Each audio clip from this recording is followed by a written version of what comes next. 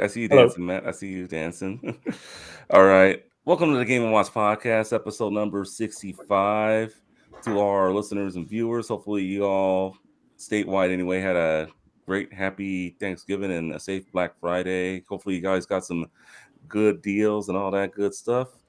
I'm your host, Justin, aka Too Tall for You Fool.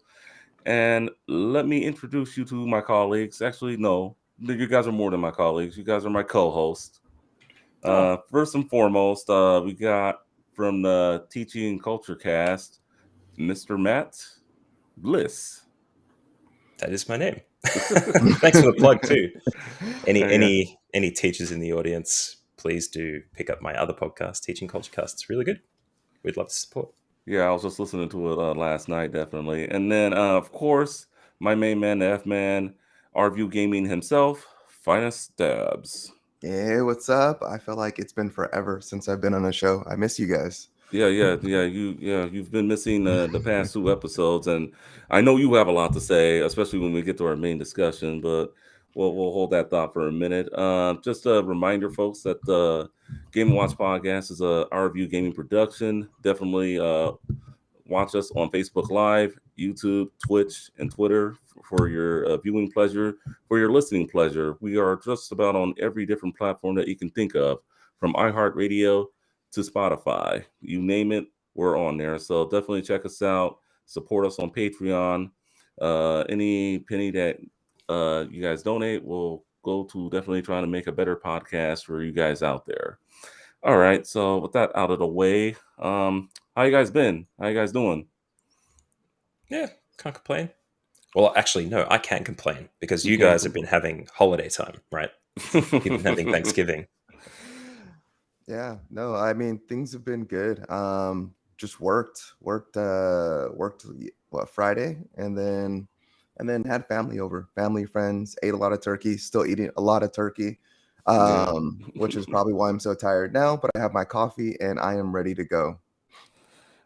Nice. Yep. Yeah, as for me, I had family over the day of Thanksgiving. I was working that day. I've been working the past couple of days, but I was able to go online, get some pickups. I'll tell you a little about later on the show, but otherwise, I stayed safe. My wife's been safe. I know she was out in the midst of the whole Black Friday shopping madness. That I'm sure they have it worldwide too in terms of Black Friday and with the companies and all. So, but Yeah. I try to do it lately. I've been trying to do my Black Friday shopping online, and Cyber Monday's coming. So any good deals for Cyber Monday, definitely be on the lookout for them.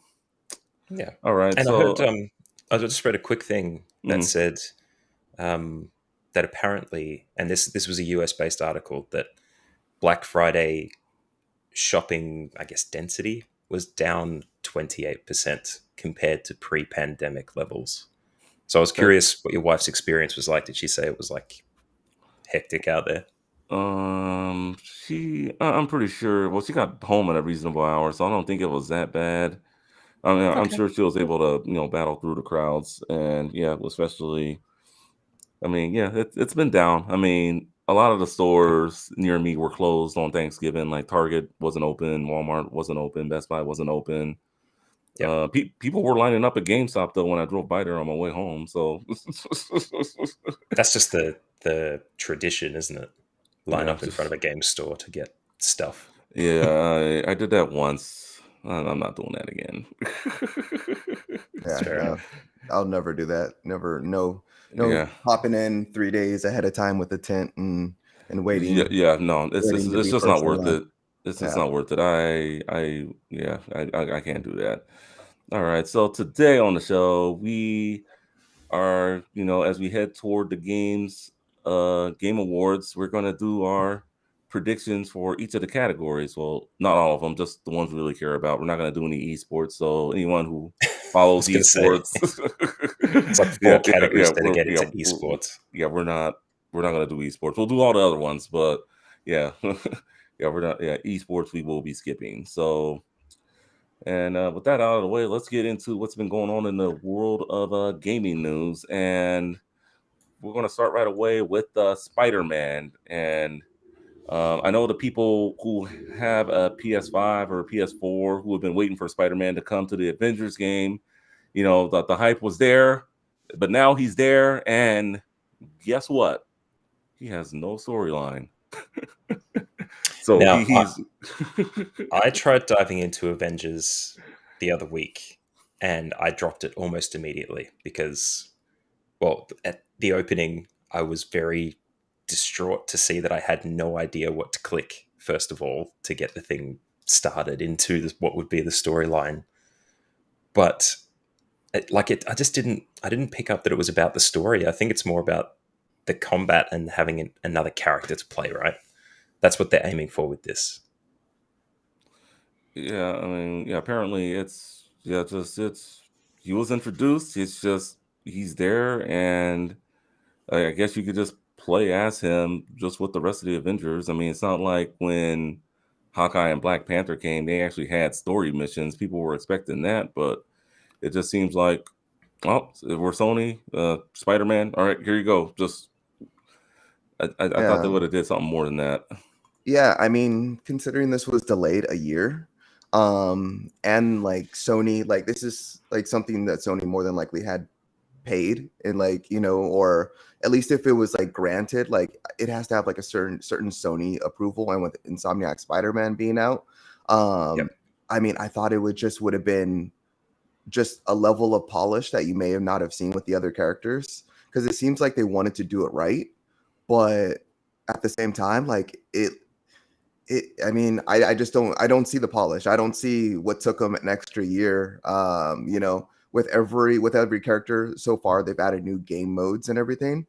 And there's no new game mode. There might be something that comes out with the raid.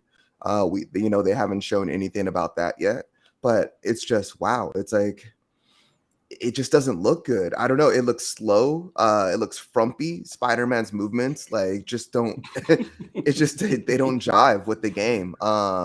And like you're swinging on glass ceilings, which is typical of Spider-Man, but that's very much a Spider-Man PS2 like type of thing. And I know if you knew that this character was going to be potentially added at some point, or you were having those talks, like that would have been something you would have thought or resolved ahead of time, because you do have flying characters and everything. So it's just I don't know, I think it's disappointing all around. And it makes me even just less excited about a game that I was never even excited about, which I didn't even know was possible, but here I am. Yeah, I mean, yeah. We're gonna say something, Matt, or Oh, you oh, can jump in for oh, sure. yeah. Well, I mean, I think that they if you want to play as Spider-Man on a Sony console, just stick with the Spider-Man games. I mean that it's just like I Well, thought that it could have let's been broaden it out a little bit because there's actually a lot going on with Spider-Man right now. okay. We've got the movie that's coming up very soon, No Way Home, which doesn't it seems to be broadening out the Spider-Man universe into not just the current Marvel based line, but bringing in properties from all of the other Spider-Man movies as well. You've got uh, villains from Tobey Maguire's Spider-Man.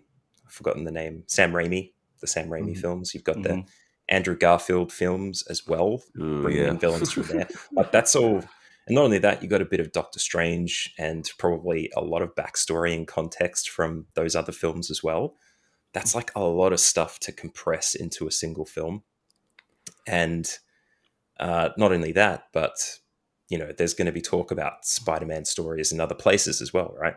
Mhm. So it's entirely possible that the conversation that went on with the release of Spider-Man here is that they didn't want to put any more story in because it'd be too much. It'd be like having two different origin story films coming out about the same character from two different places.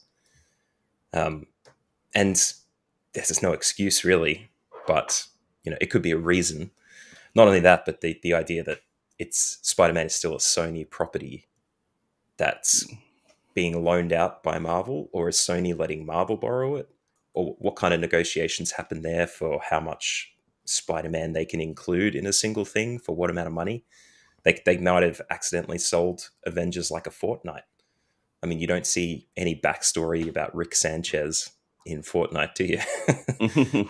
No. No, but I mean, this is a unworld living game. And even if Yeah. the story doesn't revolve around Spider-Man, if he's going to be a character, there should be some story that involves some Mhm. other characters where he can be included, and just not having like for ongoing games as service type of game, that Destiny style game, and not in like having anything to drive you in that grind and push you forward and make you want to play. It's disappointing because this is, in order to use this character, like let's say you have been playing the game, and in order to use this character, you literally have to start from level 1 and grind your character up in order to make him viable to even play in this game. It's unless you're starting the game from scratch. Mhm. So, I mean, yeah, like there could be all these other factors and everything, but just to have a character, like if it was just going to be a character drop, they could have dropped it from day one. So the only other thing I can think is there was technical issues like regarding in like maybe involving him in the game. Mm. But I mean, just to have the character dropped and there's nothing revolving around it. There's nothing more.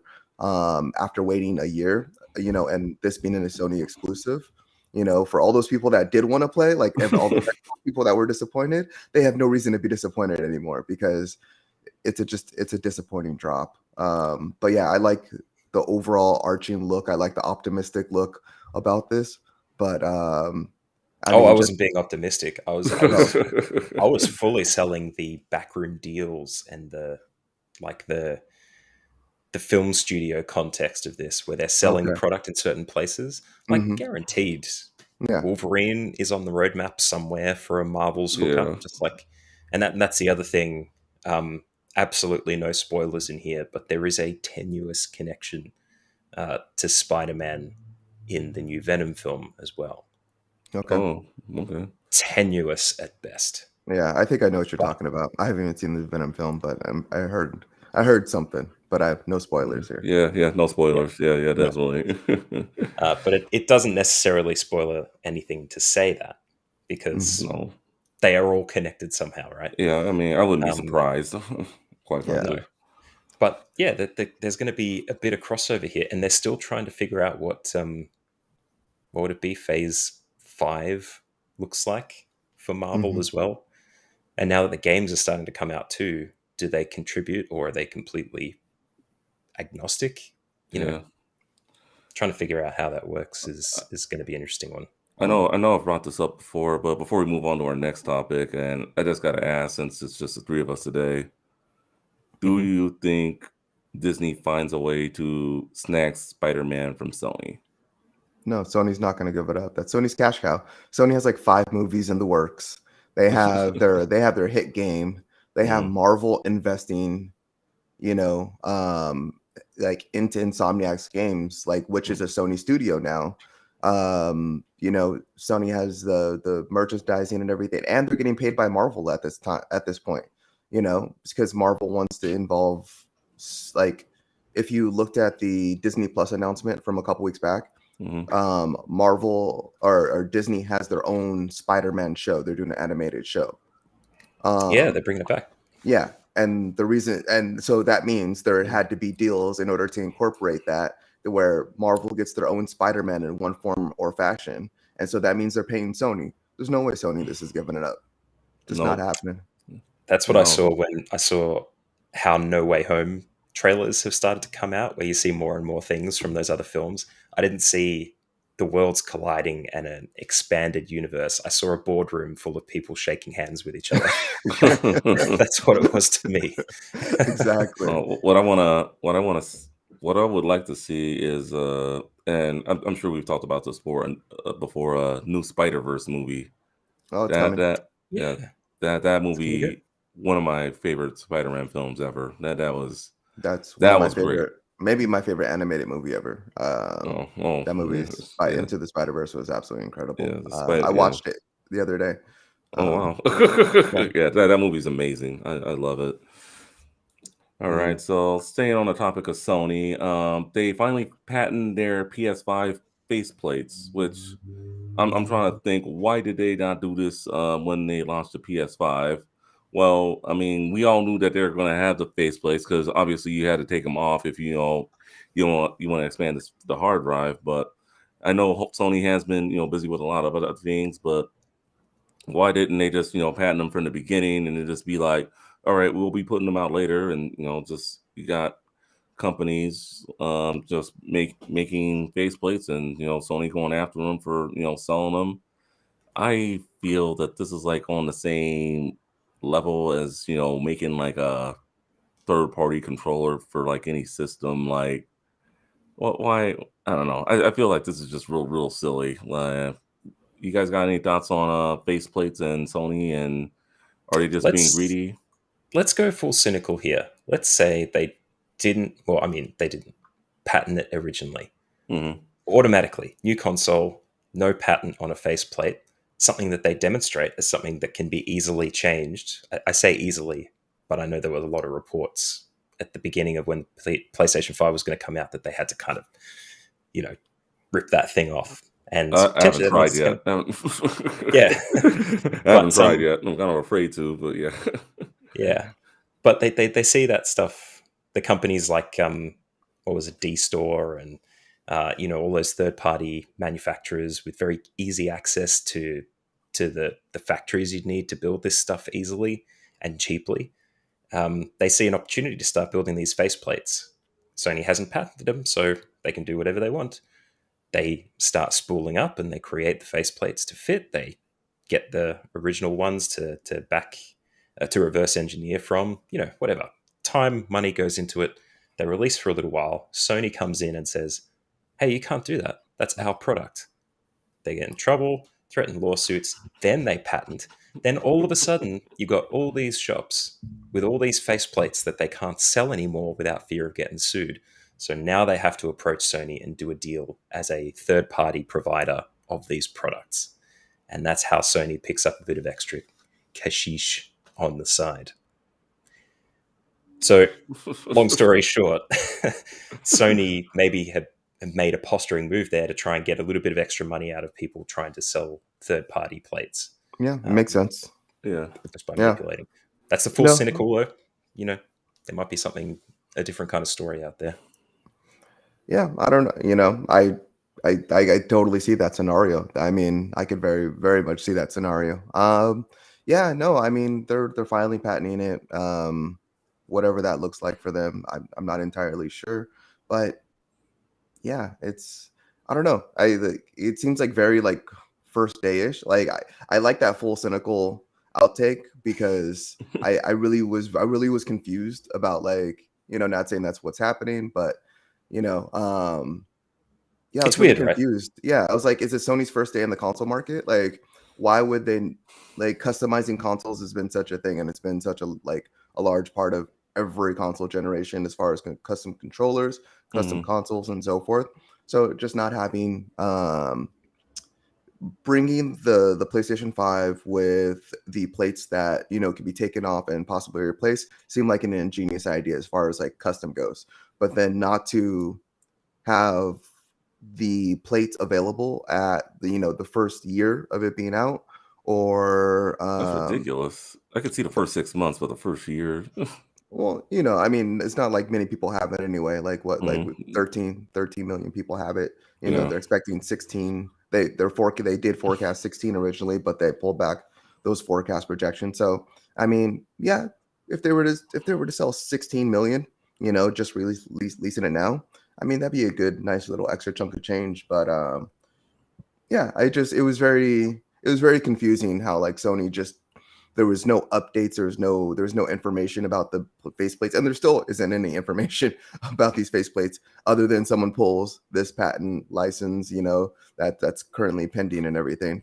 Yeah, Mhm. it was just very confusing, but I'm happy that it's happening because yeah, I mean, I'm gonna want to swap out those white plates personally.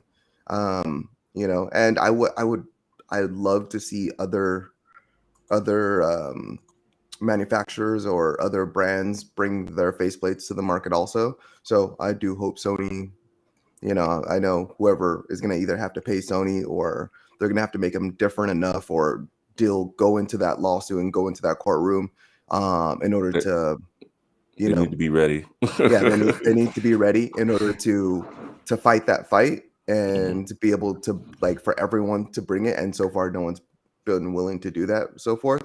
D Brand, of course, said sue us, mhm, and I believe their plates are still up for sale, but mhm. you know they haven't launched yet, and I don't know if we have a date of when those are supposed to launch, but Yeah, D brand yeah, seems to be the only company wanting to go up against them, and then of course you have the Chinese knockoffs, but they necessarily can't go after them since it's like, You can't put your finger on them, right? yeah, I can't put a mm. finger on where it's actually coming from. So But you Yep. oftentimes can go for the seller, like if it's on yeah, Alibaba or something like that. yeah, And then you can go after AliExpress, them. you know, just eBay's been held accountable for stuff like that too. yeah, so So I mean, that's who I rather go for. Like, yeah, forget the one person. I'll go after the resale site. yeah, yeah, they could do that. So I mean, so if you guys do want a faceplate, you know, definitely good luck. I mean, right now, I think the best option to do would be to just carefully take it off without trying to break anything, and spray paint it and put it Well, back. they do have that. They did release the new SKU of Oh, PlayStation 5s. mhm. So there's a different.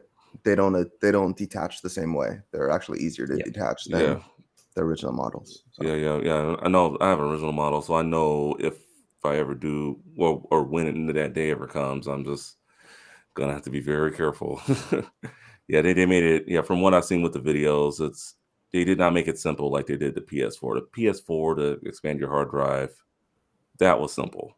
And I'm not the handiest of guys, but if I was able to do that thing, put a 2 terabyte in there, put it back in, no scratches.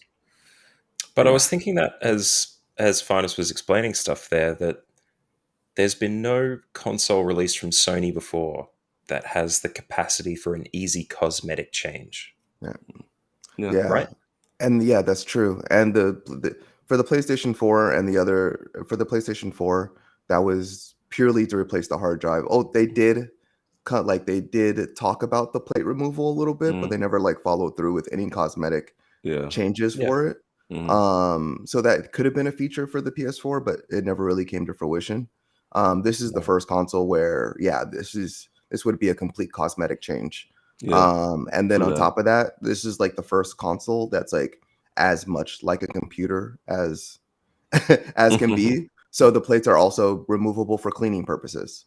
You Yeah, know, it's not too Sony has never done one of their state of plays or you know just or anything and talked about cleaning a console before until the PlayStation 5, and there must be a good reason for that. yeah, Yeah. Fans everywhere. Yeah, um, Teraflops. yeah. exactly. Teraflops definitely.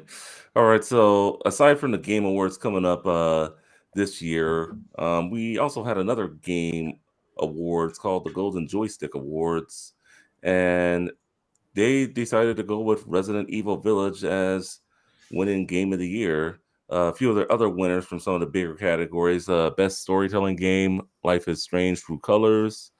Um, see, best game expansion, Ghost of Tsushima, Island expansion. See, Studio of the Year, Capcom. Best indie game, Death's Door. PC Game of the Year, Hitman 3. Critics' Choice Award, Deathloop. Ultimate Game of all time, Dark Souls. They even have a Nintendo Game of the Year, Metroid Dread. So a lot of different categories here. Do you guys keep up with this award show, the Golden Joystick Awards? I don't. Um, I think the reason they're coming out because there seems to be after the Game Awards announcement, there seems to be a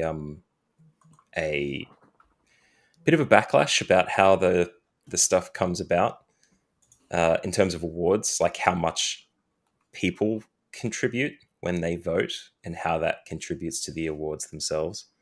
And with this one, they seem to be very much saying that these are user voted for the most part. Like that's how the games get picked. But for me, I don't really follow this stuff too closely. It kind of surprised me to see Resident Evil Village up there. Yeah, same And here. while I haven't played it, it just felt like people said it was short and it was silly. It was a bit unusual. There was an 8-foot buxom woman that people really desperately wanted to get to as the first boss battle, but then after that, it was kind of a bit weird. Like, I don't know. Yeah, I mean, as for me, I mean, the reviews I got from the game that it's a good game, but I mean, I don't.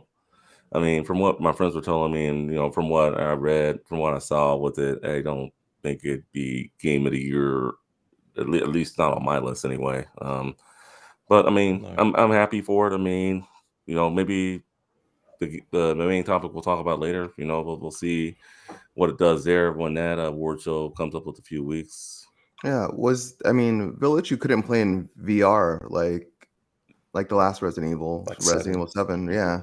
So, I mean, I don't know. I heard that this Resident Evil wasn't particularly good. I mean, not that it wasn't good, but it wasn't as good as 7. It wasn't as scary. It was Mm, You can get through it fairly quickly. But I mean, obviously some people loved it. But yeah, it's a little surprising. I don't follow this award show. mm, But yeah, I mean, I'm happy for Resident Evil regardless. It does make me want to play it that much more because I want to see what the hype's about, And yeah. this isn't the first place I've heard that like Resident Evil has been like snubbed. Mm, So, Game Awards, I heard Resident Evil snubbed also. So I kind of yeah. want to see where that stems from. All right. All right. Sounds Got a good. few nominations. Hmm. I'm pretty sure it did. But look, I think it's just a creepy good time, I think in a post PT world, Resident Evil 7 made sense to be a horror style game. But we're getting further and further away from that now, and it's becoming less and less likely that PT or Silent Hills or whatever it was going to be called is actually in there in the dust somewhere. So the silliness. Get ready for silly. Yeah, definitely silly. All right. So I know we've been kind of overkilling the scalper talk lately. I've been trying You to love some scalpers, yep. Yeah. I'm trying to calm down on it, but I couldn't calm down on it without bringing this up. It seems like a retailer in Japan is actually fighting back against the scalpers, and they're doing that by if you buy a PS5, they're pretty much marking the inside of your box, and they're also taking the controller that comes with it and throwing it away, pretty much making it that much harder for resellers to resell. Um, so they pretty much that's what they're doing in Japan to fight back against it. Maybe they should start doing something similar here in the U.S. and in other regions. What are you guys' thoughts on this Japanese retailer fighting back against the scalpers? Real quickly though, so they're just damaging the packaging for Yeah, the controller. They're not actually throwing away the controllers. yeah, So yeah, yeah, yeah, yeah, yeah, yeah. The packaging. That's what I meant. Yeah, they're throwing away. My bad. My bad. You You, know what I you meant. hear you hear damage and Yeah, people panic anyway. Like, yeah, yeah. whoa, what are yeah, you doing? Don't do that. yeah. But yeah, My it bad. My sounds bad. like Yeah, the they're just making packaging. it hard. Yeah. I was like, wait, they're Yeah. throwing away controllers. I was My like, bad. what? No. You know me. I love my controllers here. Got it right Oh man. here. Yeah, no, Yeah. I mean, I don't know how effective this is, but I mean, yeah, if it works, it works, I guess. Like, I mean, you got to do what you got to do. Like, someone has to do something. And right now, Sony and Microsoft, they are doing the direct sales, so Hmm. which is awesome. Microsoft recently started sending out their invitations directly to potential people that want the Xbox Series X, and Sony's been doing direct sales through their websites through invitations also. So, I mean, they are getting out to people slowly. I wish they would just do a large drop rather than like, hey, here goes like, 100 people, like here's a private invitation. Send out, 5,000 invitations. And Hmm. I mean, not that I know how many invitations that they're sending out, but yeah, I mean, if this what Japan retailers think will help, I mean, more power to them. Do it. I love it. Anything to keep it out of the hands of these people that like to resell stuff. Exactly. Yeah. Look, it is what it is at the end of the day. People got to do what they got to do, as you said. But what we're going to see next maybe is people pulling out shotguns and asking people their intent for this console. You know, and I was trying to think as this you were mentioning this story. I was like, oh, I heard a great story about how someone got pulled up for selling consoles and finally got arrested in Tokyo. But then I realized no, it wasn't about consoles. It was about a guy who was trying to. Actually, no, it was. I need to fact check myself. I need to find the story.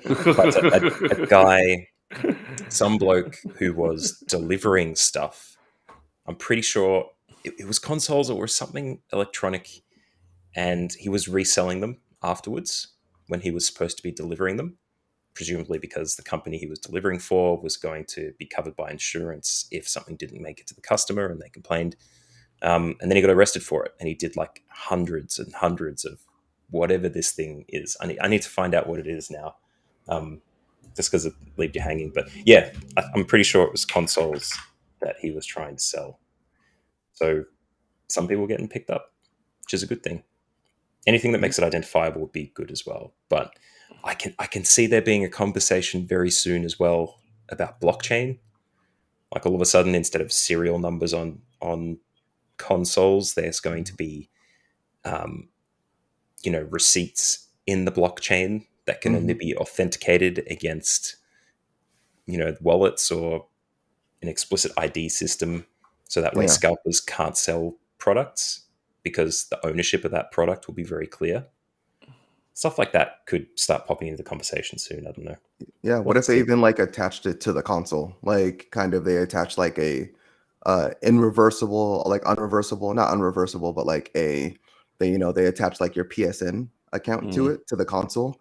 And Mm. that can't be changed until the owner gets it. Like, if the owner wipes their stuff, but then I don't know. That's something I'm thinking about. And like after thinking about all this talk and you just mentioning that, just like what if they just like actually attached it to the console, like took like that extra step, and so when it's sent to you, it's yours, and then you know, and that's it. And then if a scalper buys it, like a scalper can't do it unless they have that attachment to that name or something or how many hours they played. I don't know. Yeah. Yeah, thinking about it, it's hard. Just because by the time the console gets to the retailer's not going to put in the work to make that stuff happen. I Yeah, that's think. true. I mean, Um, I think retailers. I mean, I know they have been doing a better job, but I mean, I think just putting paywalls behind it really just is not the answer. Just do what they made us do back in the day. Just go to the store, take a number, sit, line up. I mean, I know I hate lining up, but just line up, and then once you get it, you get it. Like this online shit is what's pretty much ruining everything when it comes to these Well, sales we of these can't. consoles. We can't line up because we're in COVID times. So I Yeah, mean, we I know. can, but this is the current reality. Yeah, Things are going to that's be bought online. yeah. News update. Fact check myself. A 50-year-old man has been arrested by the Tokyo police for allegedly reselling approximately 200 video game consoles and games that were set for delivery. The suspect has confessed to the charges. This was Huh. from Kotaku on the 26th of November. Yeah. So yeah. So what's that stuff? Hey, there we go. Yeah, you So should just have I the guess he found background guy fact check that next time. yeah. So I guess Yeah, sure. so OVG, get that. so yeah. I guess he I guess he found him on the back of a truck or something, and yeah. No, he was a delivery man. He was a bloke. He was meant to be delivering the products to people, but instead of delivering it, he would sell it on to other places. Yeah. He should know better. I mean, all that shit is traceable. Like, Well, that's if why he you, confessed. He knew better. This is just the Uber Eats kind of thing, though. I'm not sure if you guys would have heard stories like this, but I think there was someone in the UK who was an Uber Eats driver who was meant to deliver McDonald's to a woman, and he got as far as her house, rang her doorbell, then sat out on the street that she could see from her window, and he just started eating the McDonald's. Like, Wow. he just ate the food that she wanted delivered. You always hear stories of that, not usually with Yeah. game consoles though. So Yeah, no, usually not. no. put Yeah, too many not. middlemen in, you get the funny, interesting stories. All right, yeah, not at all. So apparently, another big remake is coming on the PlayStation side of things. This um, I guess it's going to be announced very soon. So they did the remake of Final Fantasy VII, and I guess with this article, the next big remake is going to be the classic JRPG Chrono Cross. So apparently, yes, they're going to announce the big game sometime this holiday season. Um, are you guys think that Sony, no, so Square Enix should remake Chrono Cross, or you think they should go with another game? Well, what are you Well, guys' thoughts on that? this all stems from that Nvidia leak that we talked about in like episode 6 or like 54, 55 or something Oh like yeah, that. yeah. But yeah, no, I mean, it turns out like, hey, possibly like, I mean, they said like some of those games were gonna come, out possibly, or the games like did exist in some form or fashion. But it turns out like more of those games seem to be more real than we initially thought. Yeah, I mean, cool, Chrono Cross. The sequel to Chrono Trigger, the spiritual sequel to Chrono Trigger. No, I'm not happy. I'd rather see an actual sequel of Chrono Trigger. Um, Yeah. but yeah, this is fine. Like, yeah, I like from that list. I hope there's a whole bunch of other games that I'd rather hear about. But Mhm. yeah, no serious thoughts on this. Cool. Um, Yeah, I'm not strong on it either. Only because I don't have the background with this stuff. My entry into this style of JRPGs. game Mhm. was Final Fantasy X. hmm. Maybe before that, Final Fantasy Tactics, but just by a little bit. Um, so yeah, no strong feelings one way or the other for me. Yeah, Sony fans are probably really happy about this. Like if Yeah, I should be more excited about this. Like back in the day, I was very excited about this game. Yeah, Um, it was great back in the day. yeah, it didn't I just wanted more Chrono Trigger, and I thought this was going to be it, and this was not it back then, Mhm. and so it doesn't scratch that itch for me now. So yeah. All right. Yeah. So, speaking of Sony, just staying on the subject for them a little bit more. Looks like they got quite a bit of games coming out for the month of December. I'm not going to go through all of them, but here are some of the bigger titles.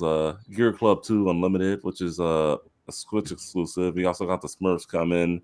The Grand Theft Auto, the trilogy, which we all know how big that disaster is. Train Sim World 2.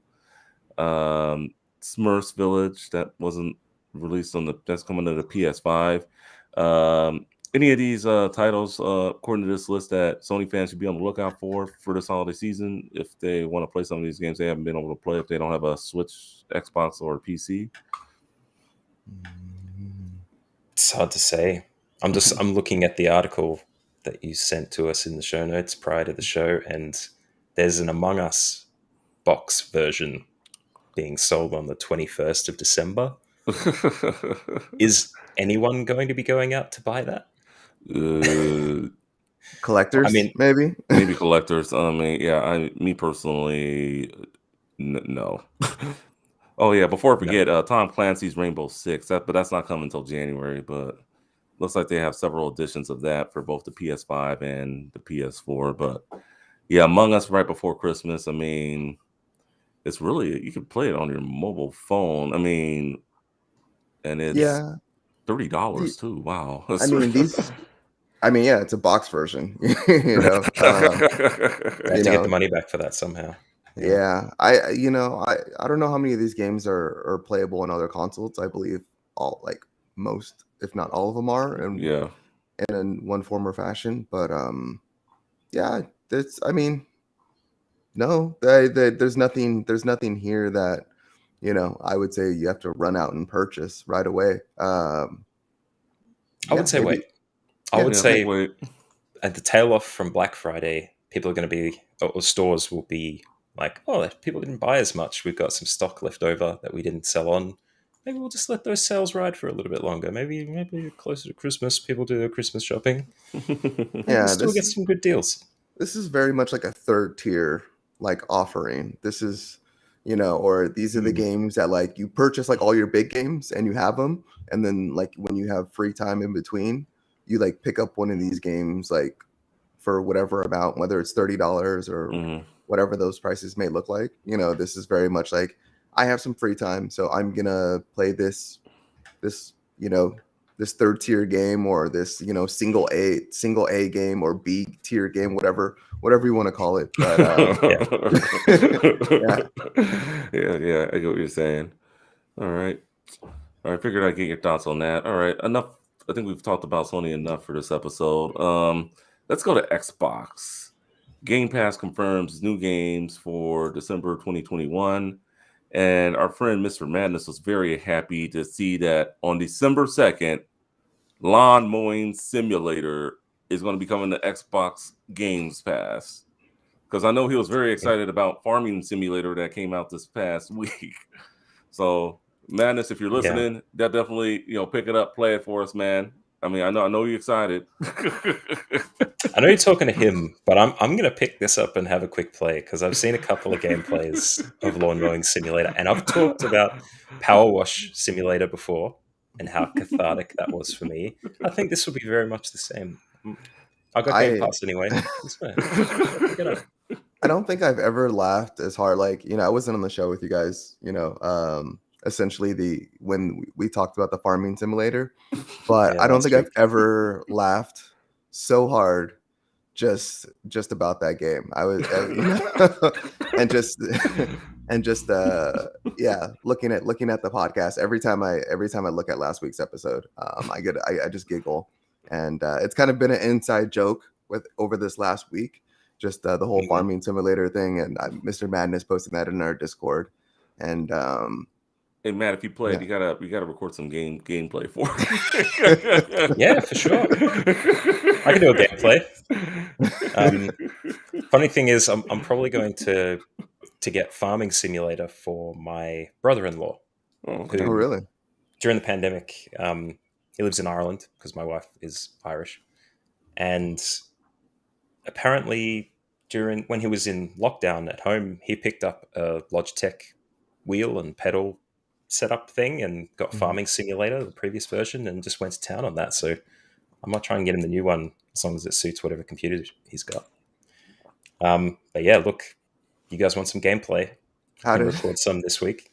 How did that discussion come about? Did he actually like listen to the podcast, or did you bring it up and he's like, "Oh yeah," or you just remembered Oh that he no, was? this is a year ago.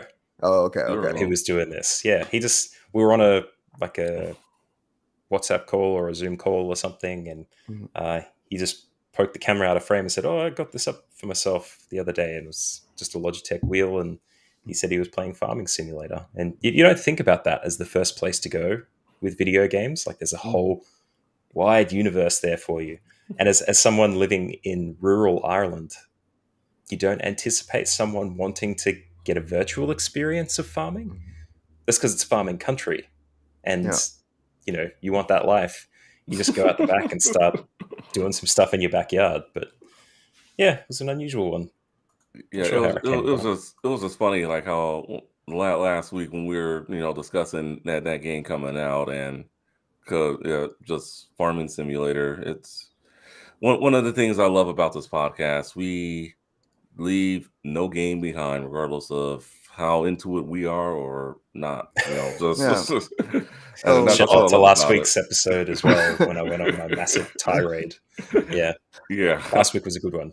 yeah, off definitely. topic a little bit. I mean, it's still on topic, but just speaking about something else. So I was talking to one of my in-laws, and he's a young kid. He's like probably like 16 or somewhere around there, and he's really into like trucking simulators and military Hmm. simulation games and everything. Yeah, it's a Um, thing. yeah, and so for me, I was telling him about like my first experience like with a real simulator and like how it had affected my life, which was like it's called like 18 wheeler, which was like an old arcade game Yeah, I'm where an you're 18 driving wheeler. a yeah, you're driving a 18 wheeler. You know, you actually had to shift up and shift down. It's not very realistic because you're like still like running cars off the road and you're speeding in the semi to get to point A to point B. It's like very much a cruising USA 18 wheeler game. But back in like, 98, it was very realistic for its times. And I was just explaining to him about that game because he introduced me to another game. It's called Snow Runner, which is Heard a of that one? yeah, which is a trucking simulation game, and that like that one blew my mind. Like because you have to make sure like the pitch of your axle is correct. Like you're going through like muddy swamps and you're going through like all these different terrains. You're going through like snowy mountains and everything, and you have to just make sure like you're catching traction and you're like and it was just like so detail orientated, and it was just like really interesting like have speaking to someone that's so young and what they're playing and the simulation type of games they're playing versus what I played 20 plus years ago. So that was just really cool. I just wanted to bring that up, just made me think of it right now. Yeah, Right simulator game on. is Mhm. strong these days. Mhm. There's lots of weird and interesting things out there. I know Euro Truck Simulator has really kicked off as a movement over the last 5 years, to the point where people stream themselves playing it, and they want it to be as realistic as possible. So if they are driving from London to Belgium, they want it to take the full 16 hours or whatever, however long it takes to actually get there to be reflected in the game. That's crazy. Let's, Yeah. let's let's stream that on Twitch. I'll get you a wheel, Matt. You got extra 16 hours on your hands. Yeah. If you buy us a wheel, I'm in. Let's do it. Yeah. Oh Love a yeah, good then simulator. and then also for aside from lawn mowing simulator coming to the Xbox Games Pass, we also got Halo Infinite coming the 8th. Among Us, again we just talked about, coming to December 14th, and The Gunk coming December 16th. So anyone on Xbox, looking for some new games for your Games Pass, definitely four good titles to check out. Any thoughts on? Especially the Gunk, I think, is a big one. That's the first of the Thunderful games that were announced Oh yeah, Oh that's from right. yeah. Mark Hamill's production company, or whether it's his or not, I don't know. He talked about it in that massive stream. Yeah, I think it's the first of the games to come out, except for the ones they announced on the day. The Gunk, Hmm. Yeah. it's All a good right. one. All right. Definitely. All right. So. And then I don't know if you guys talked about this, Mhm. but how Xbox is bringing their cloud service to the Mhm. Xbox One and the Xbox One S. No, we Or haven't. No. so yeah, I mean that's just an awesome way to just get down on Halo. And all these other games, that are potentially Xbox One X games and Xbox Series X games. So that's awesome. I mean, if you can't get your hands on Xbox Series X right now, Mhm. like go buy an Xbox One. Like go buy an Xbox One. That's So probably what yeah, they're aiming for, Yeah. right? They want to make yeah, Yeah. sure everyone can play the games yeah. Yeah. And that I want think to. that's going to be my route because I can't get my hands on a console right now. So I'm just going to see if I can purchase a last generation console and Mhm. then be able to jump into all these games. But yeah, Yeah. Yeah. stoked. It's a big library, man. I mean, I have a Xbox One S. I actually did something. I'll explain later when we get toward the end of the show, but you'll be like, oh wow, yeah. So But yeah, so a lot of good stuff here. And then uh yeah, anything else? Also, Among Us, Mhm. that's been on Game Pass for the entirety of this year. How is that a release on Game Pass? I think they're trying to announce it for Christmas. I think they're trying to say, "Hey guys, with your families for the holidays, that's great. But if you can't be sus with your cousin halfway Well, across the country or whatever." it's because the new DLC, right? Like, so they put this on Game Pass, then people purchase the DLC, and then that's where they make the extra money, right? Oh, I didn't realize there was a DLC to purchase with it. I Okay. Yeah, I believe so. I'm not 100%. You can fact check me on that one, but I'm pretty sure DLC either just came out or recently came out. So I feel like when they do that, even PlayStation, like, they Mhm. give you the intro game on PlayStation Plus, or Xbox gives you the game on Xbox, and then it drives you to buy the DLC because you're like, well, I paid nothing for this game, but I'm gonna pay $10 for these multiple DLC packs, or I'm going to pay $20 or whatever those DLC packs may cost. But it does drive, those sales for the developers of Among Us. Yeah. Yeah, and I just saw that potentially Among Us hasn't been on at the Xbox console for Mhm. ages, which I wouldn't know because I'm a PC Game Pass player. I just assume everything Gotcha. that I've got on PC is on Xbox. So Yeah. I guess there's reasons. People still Mhm. like Mhm. it. It's still up there, isn't it? Yeah. Yeah. All right, definitely. All But right, yeah. guys. So, I know finance, I know you got a lot to say into what we're going to be talking about next since you were MIA last week or not feeling well. I think Mr. Madness may have gotten you sick or something, but Yeah. He coughed uh all over the mic, got me yeah. sick. All Those right. digital diseases. The game of the year's nominations. So before we do predictions, with any of the categories, finest, you think they all were fair, or do you think anyone got snubbed besides Resident Evil Village?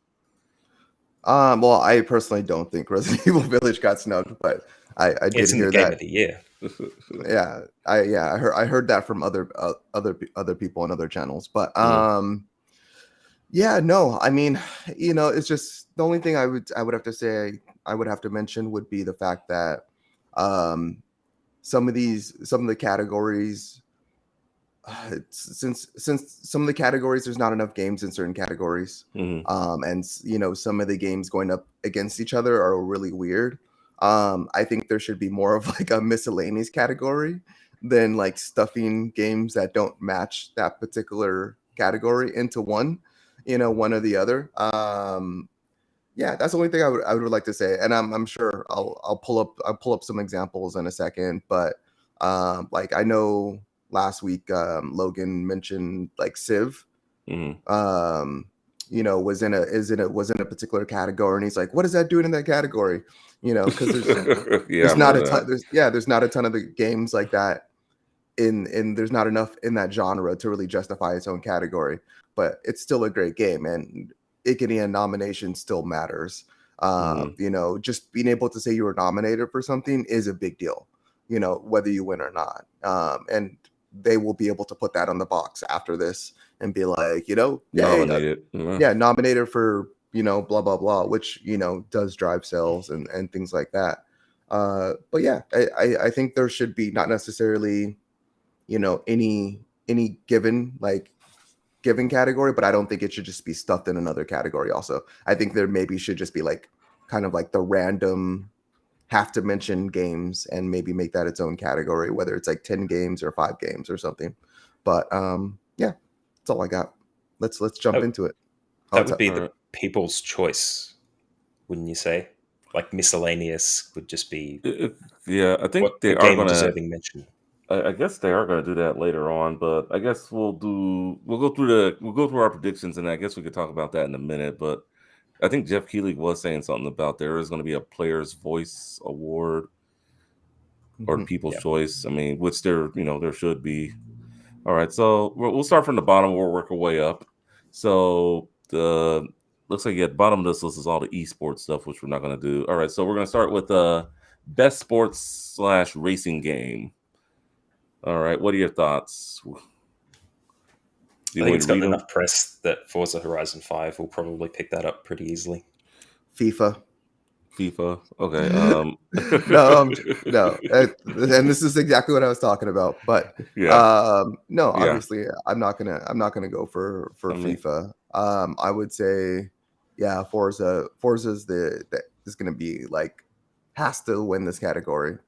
yeah. For many reasons, Hmm. but yeah, I would say Forza off the bat without any explanation. Yeah. Same here. Yeah, I'm going Forza Horizon 5 on that one. But yeah, we'll talk more about Forza a little later on as we move our way up.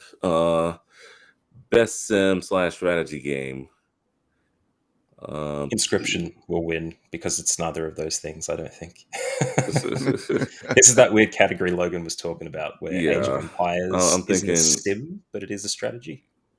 Yeah, and yeah, I would go with Logan because he plays a lot of strategy games. If you guys ever check out his YouTube channel, but yeah, I would have to go Inscription also.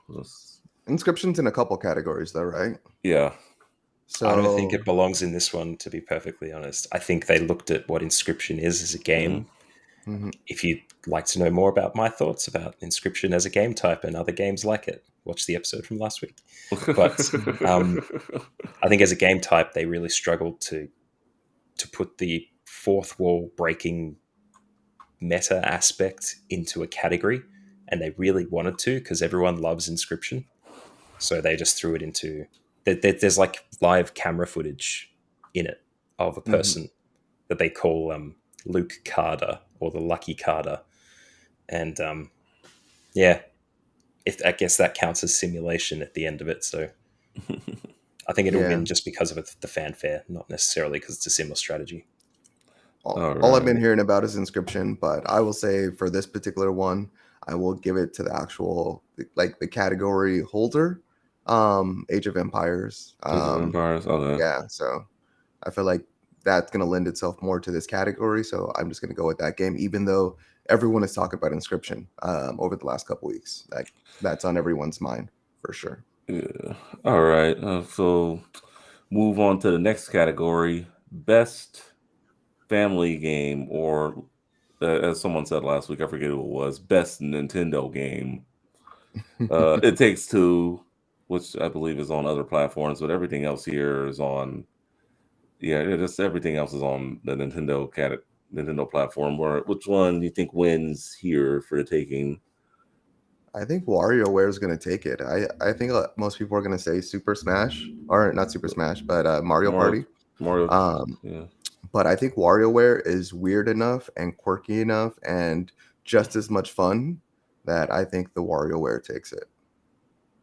I can't speak from experience, but from what I heard in review spaces and other media outlets, this WarioWare wasn't weird enough. Okay. Did you get that feeling?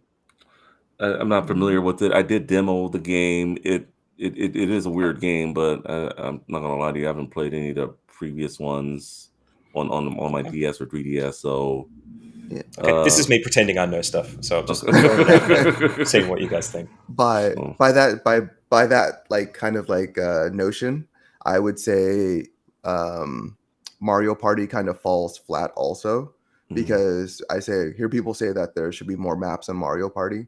Yeah, there should be. um yeah, and then it is it is a compilation of Mhm, the previous Mario parties, which I feel like kind of knocks it down also. And then there was a lot of other maps from other Mario parties that were not mhm. like good maps that Yeah. were not included that could have been included on this one. And The this only is thing kind they of brought in was like all the mini games from all the games, pretty much, and then yeah. just the best maps.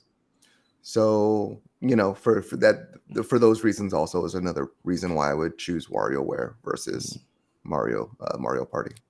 Yeah, this is kind of a tough category. I think, yeah, because the thing is with Super Mario 3D World, even though it has the Bowser's Fury add-on, it's already been released on the Wii U. So, But let's look um, at the category too. It's family game.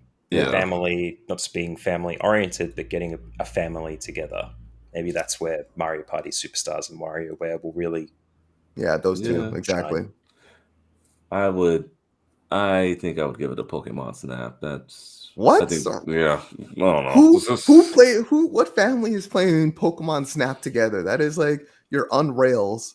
It's only Isn't that a how they sell every Oh, Nintendo product though? It's the entire family sitting on the couch going, that's "Wow, that's oh how my that's how they did god." that's how they did the Wii U, and look how that did. So and they're all looking at one screen, and it's like it's a it's never on the TV. It's always like off the dock, and it's like sitting on the table, and everyone's like this close to the screen, just like You gotta advertise the kickstand. It's a big product. yeah. The new kickstand is absolutely amazing, but yeah. all right, okay. So enough with the Matt, what was your pick again for family game? Look, I have no All right, you're just no gonna pass. real Okay. hand in the game here. I'm just gonna say Mario Party Superstars because it sounds like it's All going to right. be All family right. oriented. All right. Sounds Yeah. good. Okay. Best fighting game. Any picks here? Oh yeah, I got thoughts on this one, but I'll let you guys go first. Um. Yeah, I would say probably Demon Slayer. I think that takes it. Not the. I don't follow fighting games like that like I used to, but I know Nickelodeon All Star Brawl's not gonna win. So You know? How do you know? You have insider tips? Tell me. yeah. Well, I mean, when I'm not voting for it, and so No. speak. Oh, what were you gonna say? But yeah, if you guys do want to vote, just a reminder, folks, just make sure you check out the Game Awards website to put a place in your votes before the award show. No. For this one, I mean, this one's gonna be between Demon Slayer and Guilty Gear Strive. For more or less, Virtual Hmm. Fighter 5 is a remake of the old Virtual Fighter. Which I hear it's not that great. I haven't played it. I do have the original Virtual Fighter 5. But this one is more, it seems like very much like a cash grab. Like Hmm. they're bringing like all the old DLC back to this one, and they're bringing this one out, and the graphics just don't stand up as well as they did previously, like when it originally came out on the PlayStation 4 and Xbox. So that one, I just don't see really doing anything. We all talked about Nickelodeon All-Star Brawl, so we kind of know where that stands. Melty Blood, so I'm not entirely sure about that one. So I have no familiarity with that game. But anyway, Demon Slayer is a very much like Naruto, Shippuden type of 3D fighter, and the reason what people Demon Slayer is like bigger, like is one of the biggest animes in the world right now, which puts it up there. And this game is a relatively good fighting game. It follows the story arc in the single player mode, which is all right. If you watch the anime, no reason to really play that. But if you're used to those like Naruto style games, it's very much that. Over the top, flashy, super moves. There's no reinventing the wheel here in terms of that. Now, that's why I would say it's not going to be Demon Slayer, other than its popularity, if it does win.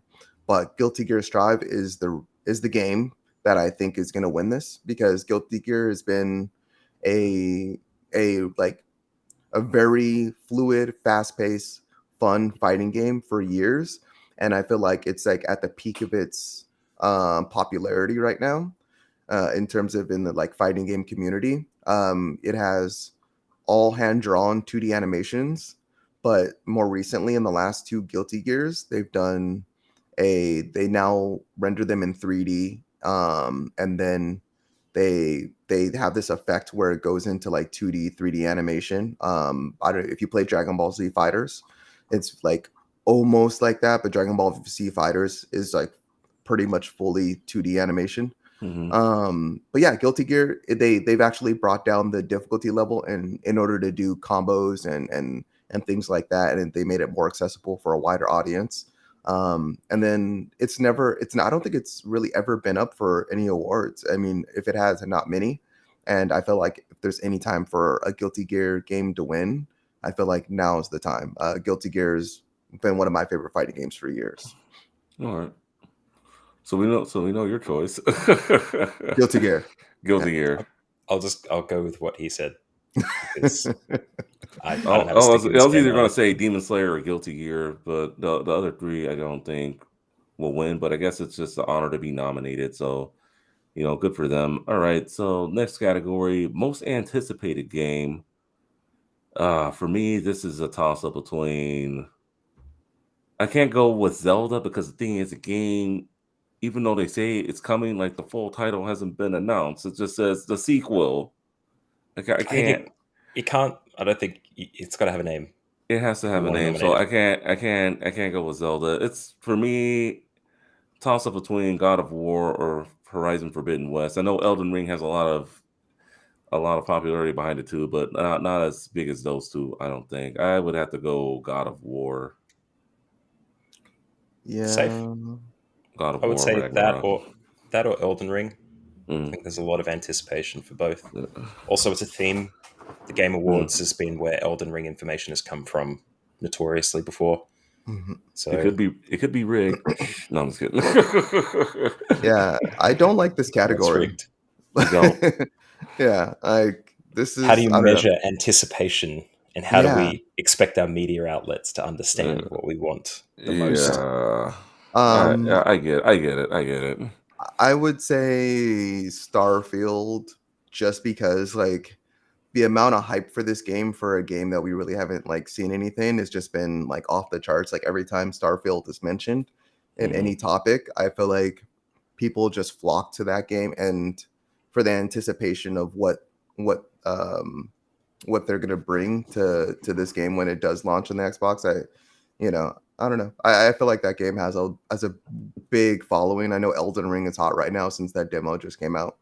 But Mm, yeah, Mhm. I feel like kind of not knowing kind of gives it the the edge because anticipation, yeah. yeah. Yeah, yeah, definitely. Well, Bethesda's been touting that since 2017 or something, right? There's Yeah, it's Yeah. been been some like time. little bits here and there, and I we think really there's only don't been know one too bit. much about it. One bit. I Yeah, know I think it was announced at one of the at E3 or something, right? Like very yeah, very announced. minorly. Yeah, just like the name and I think a logo very Yeah. much like God of Mm. War Ragnarok. And then we just got that trailer earlier this year was like the first I've like, real information that we got. Mm. Yeah. All Okay. right. Yeah, so this is kind of a strange category. I'll be interested to see who wins it. All right, moving on.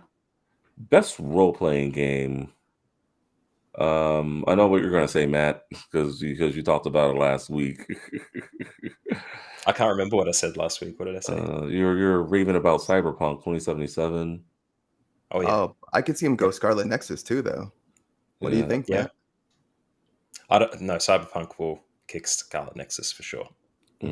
Mm. In RPG, like any publicity is good publicity. Cyberpunk's well known enough, and there was an article that I read this morning. Actually, sorry, I say this morning, but it's afternoon for you guys.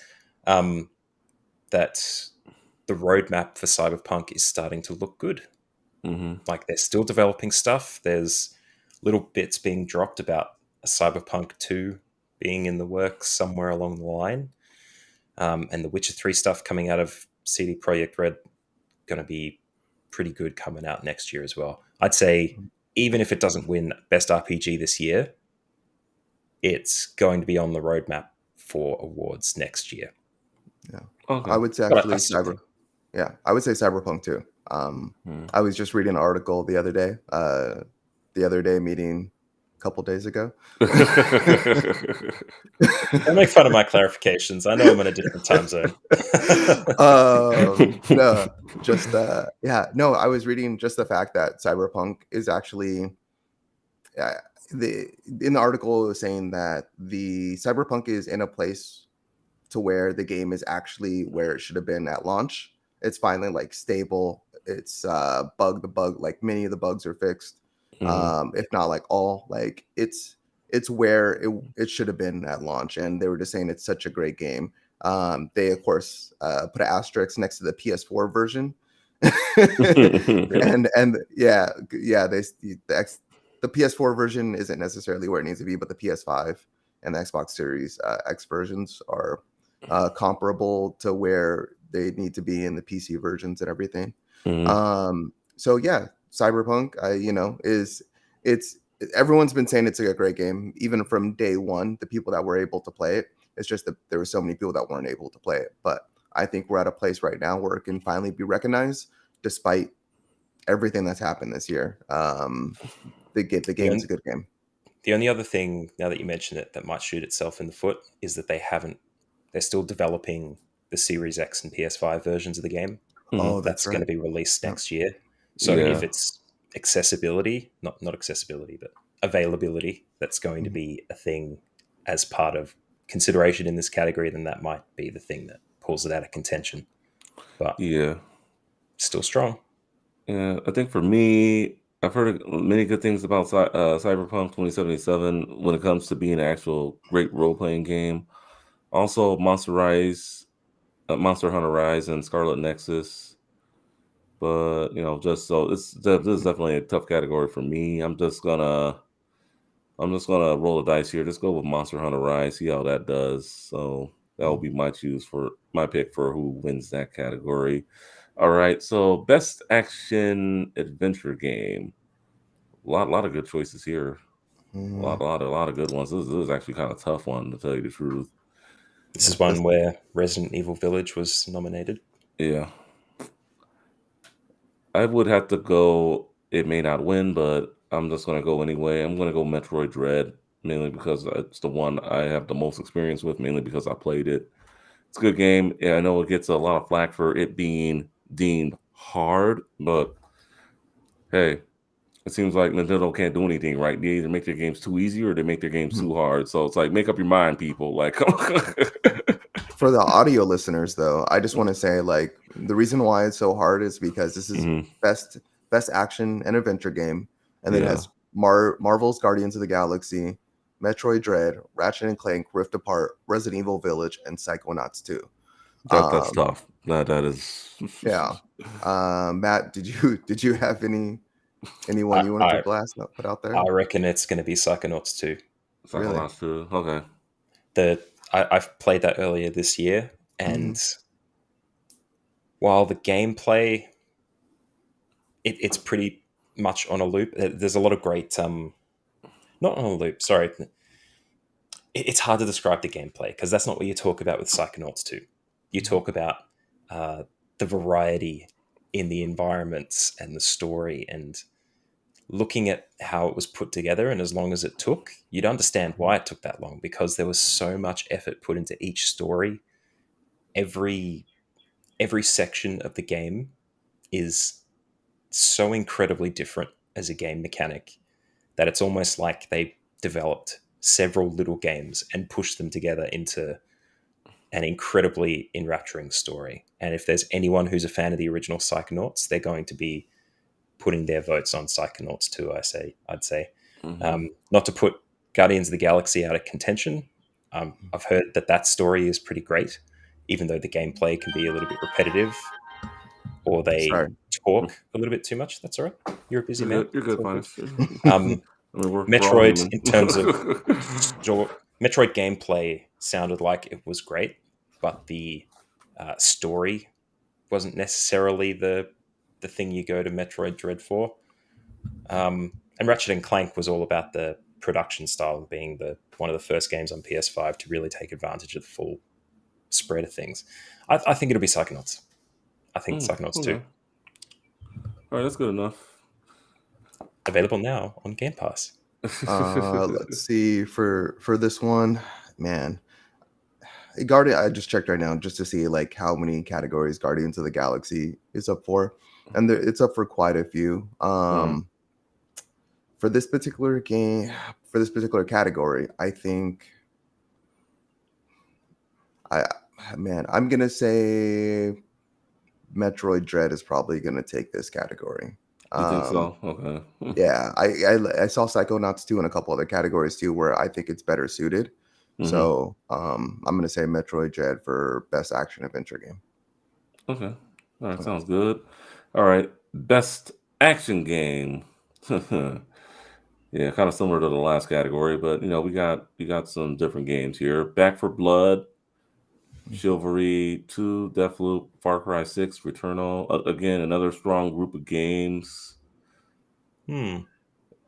I Look, don't know. I'm going to say it's going to be Deathloop. You've been I can Second playing that. Deathloop. Yeah. Yeah, I could see that being one of those games this year that just gets, tons and tons of awards from a bunch of different outlets and a I'll, bunch of different I'll, categories in a I'll single agree with you awards show. guys. I'll go Deathloop as well. So, Yeah, I have had the chance to play it a little bit as well. I've played it mm, over the past week, not as much as I should have or mhm. intended to. I was speaking earlier before the podcast started that moving away from controller to mouse and keyboard really saved that game for me, just because of the way the controls are. But everybody raved about it when it came out, and while the window of uh, popularity has been quite small with Deathloop, like within the first month of it coming out, that's when most of the activity was with Deathloop. Um, from playing it a little bit, I kind of know why people want to nominate it for stuff. It has a lot of personality, but the action in it is incredibly interesting. Um, it's like Dishonored on steroids with a sense of humor. It's actually a really good one. Yeah, Sounds good. just to give a reason to nominate it. Not Yeah, just of course. saying Yeah, I know. Deathloop. I heard of that one. Yeah, that one. I like that. I like the insight because I haven't Yeah. had a chance to play it since I don't have those next gen consoles or PCs or anything. So I really want to jump into this one since I usually don't do arcane games like Mhm. Dishonored games. Like wasn't really into or anything like that. Thief. I Mhm. was a little bit interested about that series, but yeah, just Did you never got play around to it. Prey? No, actually, no, I did not play Prey either. I just been just that first. I believe most of them. I believe all of them are first person, right? Like, Mm. Yeah, and then they're very physics based types of games where you like use a lot of different powers in conjunction to do different things. I don't know. It's never just really captured me. Like I've always been like looked at the game and like studied the games and just maybe I can do this type of game, but no, it just never really captured me. But this is if they were to do any game, like if you were to like here's their all their game lineup, which one would you choose? Deathloop speaks the most to me. That style, that environment, those characters. Um, yeah, yeah. it seems like my type of jam.